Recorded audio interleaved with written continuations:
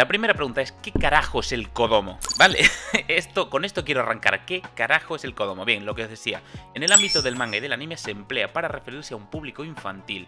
No tiene por qué ir digamos, ajustado a ningún género en particular, sino que se refiere a para quién está pensado este cómic. El grupo demográfico Kodomo son historias que están caracterizadas por temas y conceptos para niños y para niñas. Priman sobre todo este género que gusta tanto en Japón, que son historias de la vida. Destaca, por ejemplo, pues Chi Sweet Home, Doraemon. También están los Kodomos de aventuras, donde vemos a niños, ¿no?, resolviendo, pues eso, diferentes encuentros, siempre con una manera muy naive, muy inocente, donde nunca veremos sangre, no veremos violencia extrema. Este tipo de series, ¿no? Incluso está Yotsuba, que te cuenta la historia de una niña con su padre. Son historias de la vida. En unas encuestas que publicó, Anime News Network, un 70% de la población japonesa adulta reconoce o, digamos, admite dentro de estas encuestas que leen anime o manga Kodomo, que consumen anime o manga Kodomo. Pese a que esté orientado a un público infantil, reconocen que destaca su desenfadado estilo, su corta duración y una simple trama. Es decir, es un entretenimiento ligero que, independientemente de la edad que puedas tener, pues es fácil de consumir, es entretenido. Como os decía, Chi Sweet Home es una historia de un gato casero. Básicamente es un gato que era callejero y que de repente lo adoptan, y te cuenta historias cotidianas de un gato que pueda tener en una casa. ¿Dónde nace el manga y el anime para niños? Como os decía, si os digo que esto estaba utilizado, mira, esta parte lo voy a marcar como marco histórico y origen del Kodomo. Propaganda japonesa durante la Segunda Guerra Mundial. Aquí es donde empezamos. La propaganda en Japón imperial, en el periodo justo antes de la Segunda Guerra Mundial, fue diseñado para ayudar al gobierno japonés durante este tiempo. Se desarrollaban nuevas formas de propaganda para persuadir a los países ocupados en los beneficios de la esfera de coprosperidad de la Gran Asia Oriental. Esto es digamos, el gran imperio japonés, esta idea que movía, que junta la Asia Oriental, podría traer toda la prosperidad al mundo. Entonces buscaban socavar la moral de las tropas americanas, contrarrestar las reclamaciones de las atrocidades que cometía Japón durante la guerra, presentar al pueblo japonés como victorioso en guerra, y toda esta propaganda y fuerte presión en los territorios ocupados, sobre todo es el conflicto militar más importante que tiene en este momento, en esta etapa del siglo XX Japón, que es la región de Manchuria, que está limitando con China. Ahí es donde, digamos, se lía parda y donde, pues, Japón comete auténticas atrocidades. En este momento estalla la Segunda Guerra Sino-Japonesa, también conocida como Chino-Japonesa, que fue un conflicto militar en la República China y el Imperio de Japón libraron entre 1937 y 1945 en el marco de la Segunda Guerra Mundial. La propaganda que estaba utilizando el Imperio japonés para conseguir socavar a las fuerzas enemigas, para que pues más civiles se alisten dentro del ejército, se militaricen y conseguir el apoyo de las diferentes naciones de la región, uno de esos medios de propaganda, que te digo yo que fue el manga, y más el manga para niños. Esto es lo que a mí me revienta el melón. Como os decía, en ese momento el ejército japonés estaba controlando la región de Manchuria. Inició la invasión del norte y el este de China,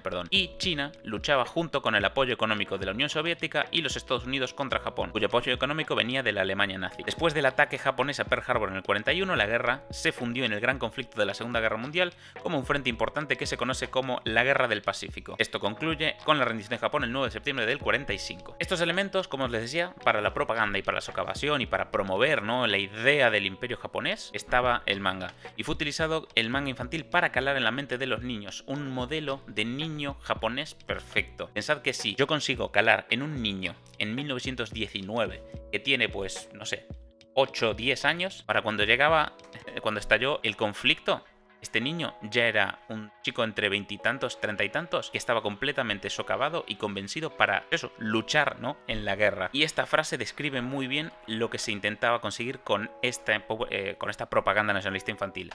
No importa lo hermoso o encantador que sea el niño, piensa siempre en su futuro como una lucha violenta para conseguir su existencia. Con esta propaganda, con esta serie de ideas supranacionales de un Japón por encima de todo, consigue escalar de una manera tan profunda en la psique de un niño que pensad que hoy en día estamos tan, como se dice, entre comillas, contaminados de tantas inputs, de lo rápido que va Internet, las redes sociales, de cómo leemos las noticias, las fake news, todo este tema. Tenemos una sobresaturación de información. Entonces tenemos como mucho, ahora mismo estamos en una etapa que estamos como saturados de tanta información. En aquel momento no había eso. Muchos niños apenas sabían leer. ¿Cómo conseguía escalar ese tipo de mensajes? A través de ilustraciones. A lo que voy es, en una etapa donde la información es escasa, la que te da tu imperio, tu país, diciéndote tú, por ser ser japonés eres el mejor y vas a ser el rey del mundo. Ese tipo de ideas calaban muy fuerte.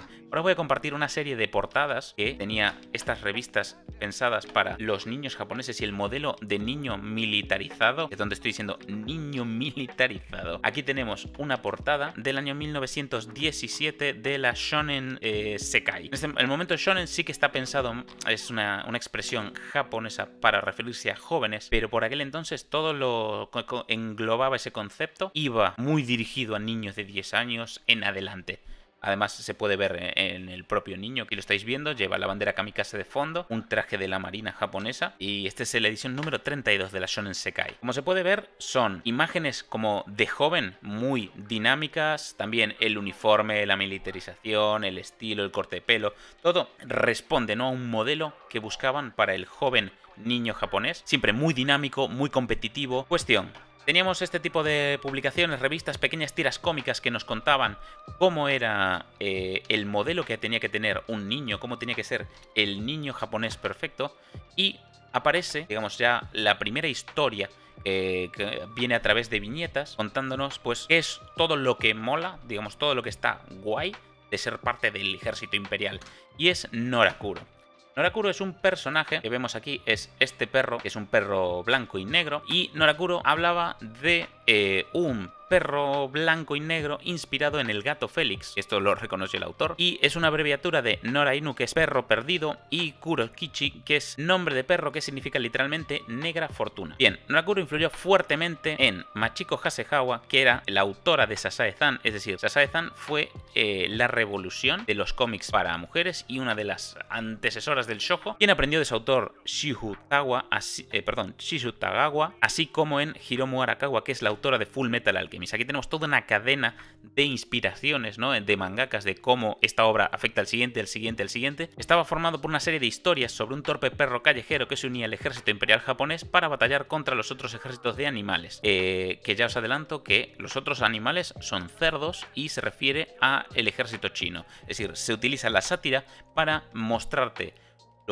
digamos, los enemigos como animales desagradables. Con los años pasaba de ser soldado raso, subía a capitán, dejó de caminar a cuatro patas y de cometer errores, y también se fue perdiendo un poco a poco el humor que le caracterizaba. Es decir, esto empezó como, pues eso, una sátira, un cómic que hacía pues pequeñas burlas, ¿no?, un poco de un perro torpe que se unía al ejército y era entretenido, a pasar a formar una auténtica propaganda de lo mucho que mola el ejército japonés. La cuestión: muy pronto se traspasó las fronteras de este manga para saltar a la gran pantalla. O sea, no bastó con hacer un manga de proporciones bélicas tochísimas, sino que además pasaron a ser una serie de cortometrajes que eran Norakuro, el soldado raso, Instrucción militar / simulacro.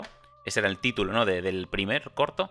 El siguiente es Norakuro Cabo, o sea, cuando ya pasa de instrucción pasa a ser un soldado raso. Y Norakuro Alférez, extraño suceso de domingo. Aquí en las animaciones sí que rescataron, ¿no?, ese espíritu gracioso que tenía, porque era muy torpe, era muy estilo Goofy, que tropezaba y tenía pues todo tipo de desventuras, ¿no?, en el ejército. Es una especie de antihéroe patoso, como ya se ha dicho, que supone un contrapunto cómico al mensaje que subyace tras el argumento. No obstante, la tercera película, realizada presumiblemente en los mismos años, es un claro alegato que legitima el uso de la violencia por parte del ejército. Norakuro se fue a la mierda a la hora de venderte el ejército como algo muy guay. Bien, otra serie que también funcionó en esta época, aunque no tan bien con Norakuro, era... ¿Dónde estaba? Aquí, Daikichi el aventurero. Por su parte narra la historia de un niño japonés que se convierte en rey de una isla del Pacífico y lleva la educación y la cultura a sus habitantes, enseñándoles cómo hacer bombas con cocos. Maravilloso. Otra enorme y maravillosa forma de decirte: bueno, nosotros los japoneses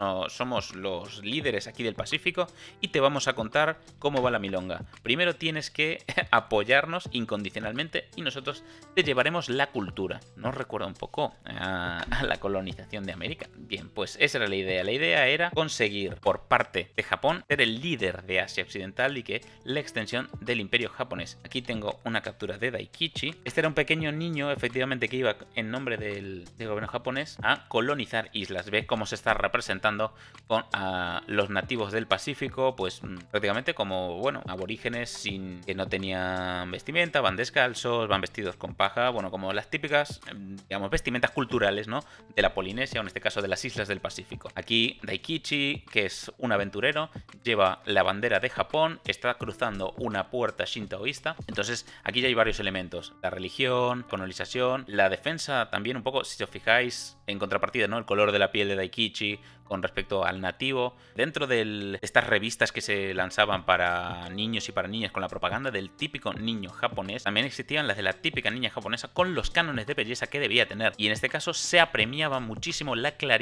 Cuanto más clara es la piel de una mujer, mejor. Con un hermoso tinte racista, por supuesto, incluso dentro de sus propias fronteras. Eso es el colmo del colmo, ¿vale? En 1945, con la ocupación de América en Japón, es decir, ya cuando la guerra se está yendo al garete, Japón está perdidísimo y está completamente ocupado por América, se llegó a prohibir el género bélico dentro de todas las publicaciones. Incluso decidieron censurar cualquier cosa que glorificara la guerra, el militarismo japonés. Y llego a decir una sola vez militarismo bien, por Dios, me consagro hoy, porque ya van como 5 veces que no lo digo bien. Luego de la ocupación, la Constitución japonesa agregó el artículo 21, que dice que queda prohibida cualquier forma de censura, logrando un crecimiento de la creatividad artística en varios ilustradores. Tras la rendición de Japón, la época estaba atravesando el país, requería métodos de entretenimiento que permitieran ignorar y olvidar un poco el sufrimiento que habían padecido a causa de la guerra, refugiándose además en las imágenes inofensivas y adorables, lo conocido hoy en día en Japón como lo kawaii. Hoy en día podemos decir que lo kawaii es gracias a lo jodida que estaba la situación en el país después de la Segunda Guerra Mundial. Necesitaban, digamos, reconfortarse después de que les hayan metido 2 pepinos nucleares que hayan jodido todo el país y desde luego toda la región de Hiroshima y Nagasaki. Esto es un golpe que ya hemos visto en otros podcasts, que marca el antes y el después en la historia japonesa, el recoger cable definitivo, el analizar todo lo que se había hecho y lo que estaba mal y por qué estaban viviendo esa situación tan jodida, y con total autocrítica reconocer que habían hecho las cosas mal y a partir de ahí reformarlas para poder conseguir un crecimiento como nación. Necesitamos cosas kawaiis y necesitamos una regeneración cultural, social, de todo tipo.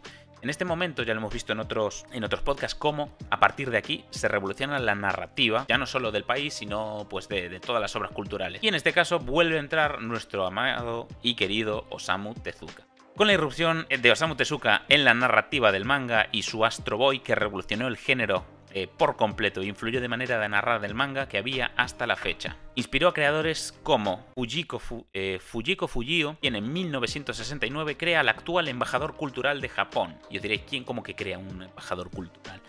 Pues sí, y es Doraemon. En el año 1969 nace por primera vez el cómic de Doraemon y es junto a Hello Kitty a día de hoy, son los dos productos, y digo entre comillas culturales, porque Hello Kitty pues nació como una mascota, como un producto que estaba pegado en un monedero para vender más monederos, pero bueno, actualmente está considerado junto con Doraemon los dos embajadores culturales de Japón, ya que son los dos productos de Japón que más lejos han llegado por todo el mundo, están prácticamente en todo el mundo. Estoy metiéndome prisa porque hay bastante de lo que hablar.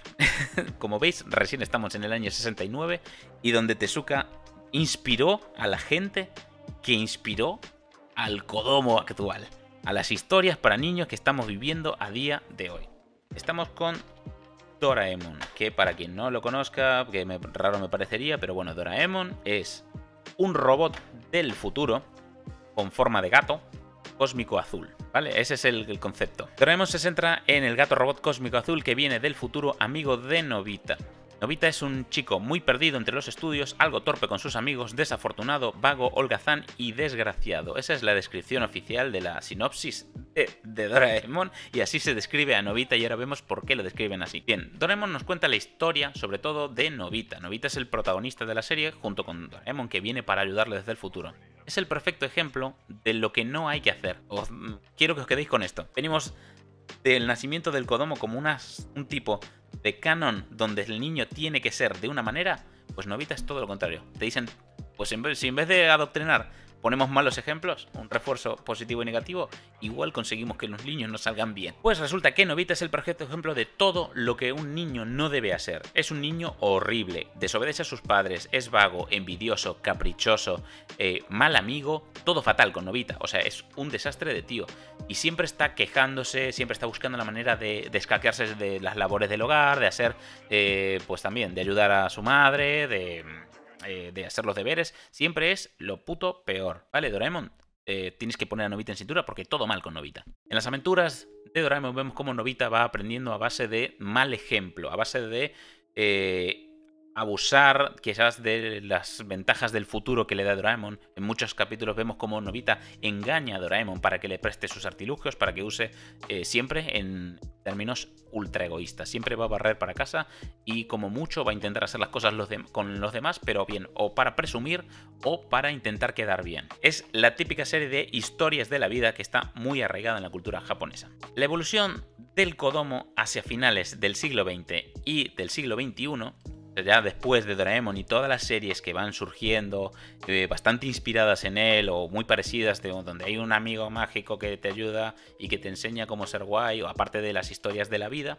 Los Kodomos actuales, esto ya sí que será la infancia de todos, porque bueno, vienen no solo, ya no están basados en manga, que es hasta ahora lo que estábamos viendo, ¿no? Tanto manga como anime, sino que pasan a finales del siglo XX a inspirarse en videojuegos. Y aquí os tengo un manga que os va a sorprender un poco, y es el manga de Super Mario Adventures, guión de Kentaro Takemura y Charlie Nosawa. Bueno, aquí esta es la edición española, que se puede ver por Planeta Comic, pero sí, este es un manga de finales de los 80, donde tras los primeros juegos de Super Mario, donde ya estaba en vistas, ¿no? Del juego, donde ya existía un lore o digamos una trama conocida, donde estaba Mario, Luigi, Peach, Bowser, donde ya teníamos a los personajes principales y las aventuras de Mario, te desarrolla pues unos cómics que complementaban los juegos o te contaban historias que vivían, y luego también tuvo su propia serie de animación más tarde, pero esa es una serie americana. Y solo fue el primero, ya que los dos Kodomos por excelencia que hoy en día pues mueven montañas de millones, pero de miles de millones de muchos dineros, de toda la torre de dinero que te puedas imaginar, efectivamente es Pokémon. Todo empieza con Pokémon, donde podemos ver una estructura muy similar en miles de series que se parecen, donde los niños compiten con su criatura o donde viven aventuras junto a un compañero, como puede ser el caso también de Digimon, otras series como Medabots y etc. Hay muchas series de compañero con un bicho mágico, con un animal, donde forzamos los lazos, digamos, sentimentales que tenemos con nuestras mascotas, con nuestro compañero, donde a través de ellos se van a contar historias que van a transmitir muchos valores importantes para la infancia de los niños. Para que nos hagamos una idea, hoy en día realmente no es necesario explicar qué es Pokémon, sino quizás es más importante explicar cuánto es Pokémon, ¿vale?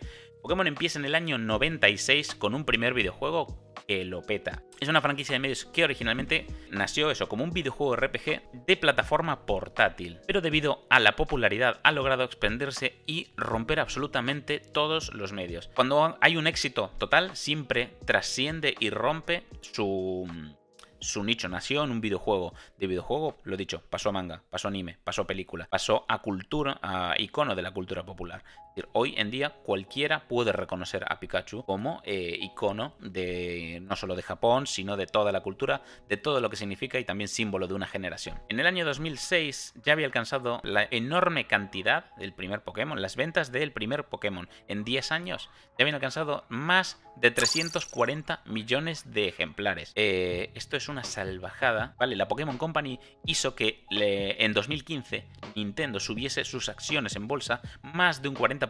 Pues como algo triunfa, siempre vamos a tener un imitador. Y aquí tenemos Digimon Adventure, que en el año 99, tomando que ni siquiera de un videojuego, sino de un juguete electrónico, que eran los conocidos como Tamagotchis, nació pues este concepto de Digital Monster, o hoy conocido como todos, Digimon. Esto nace a partir de las mascotas virtuales, que si fuiste niño en los 90, desde luego disfrutaste, o más adelante también. Mascotas virtuales, videojuegos, películas, animes, mangas, juguetes, juegos de cartas coleccionables, etc. ¿Vale?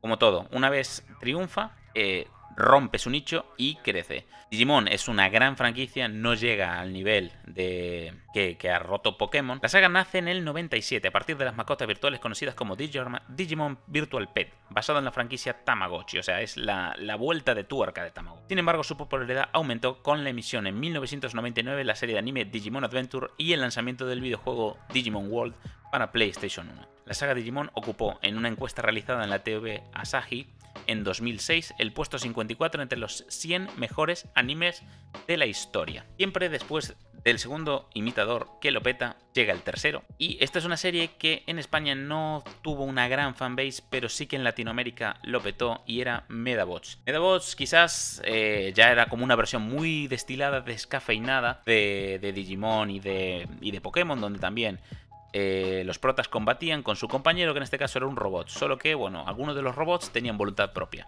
Habían dado una vuelta de tuerca y metido muchos elementos de ciencia ficción. Nuevamente, personajes, si os vais fijando el canon, ¿no? Ash Ketchum, los niños perdidos de Digimon, Iki Tenryo, todos estos son personajes que están en el cole, por debajo del instituto, estamos hablando entre 10 y 12 años, teniendo aventuras con sus compañeros, se ven involucrados en cosas muy complicadas. De hecho, los enemigos a los que se enfrentan en Medabots, que están los cazadores de medallas, creo que se llamaban, son clarísimamente copia de el Team Rocket, en este caso, que eran ladrones de Pokémon que se dedicaban a la vida criminal a través de secuestrar o, digamos, capturar a las criaturas que estaban entrenando o con los que estaban luchando. Estas historias, ¿no? Como de aventuras, porque todas ellas están enclamadas dentro del género de aventuras, ya que había muchos de los robots que tenían voluntad propia. Otro gran clásico de Kodomos que ha marcado, pues, una gran era para los niños de a partir de los 2000 y que a día de hoy sigue petándolo, que pese a mi sorpresa,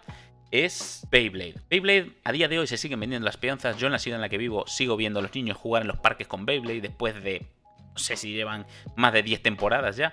Pero aquí los niños, en vez de tener un compañero, digamos que compiten entre ellos un poco a modo deportivo, a modo de competencia, ya iría más por el tipo de anime de deportes o lucha. Pero también, si nos fijamos, todos los protas están antes del instituto, unas edades comprendidas, digamos, prepubescentes, y compiten entre ellos. En vez de tener un compañero, lo que tienen es sus peonzas, sus poderes espirituales. Bien, Beyblade, básicamente cada uno, digamos, lo que competían tenían como esa imagen, ese valor añadido que tenía la peonza, que era el espíritu de cada uno de los animales, y eso lo que daban son los diferentes arquetipos que tenían los personajes. Además ayudaban al diseño y demás. Esto ha sido la trayectoria, esto es todo el viaje que tiene el Kodomo, por así decirlo. Arrancamos en una propaganda militar para crear futuros soldados del Imperio japonés y acabamos con peonzas.